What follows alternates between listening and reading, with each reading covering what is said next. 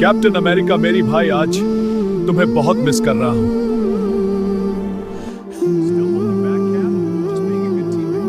You're still smiling like a kid. The God of Thunder, a kid? भाई मैं आज तुम्हें अपनी साथ लेके ही जाऊंगा। चाचा, इस घर को ताला क्यों लगा है? थॉर बेटा, कैप्टन अमेरिका और उसकी मान को रेड हल्क उठा के ले गया है। रेड हल्क, तुम मेरे और मेरे भाई के बीच में नहीं आ सकते। आज मैं अपने भाई को लेके ही जाऊंगा। तुम्हें यहाँ कोई नहीं बचा नहीं आएगा। नहीं छोड़ दो उसे।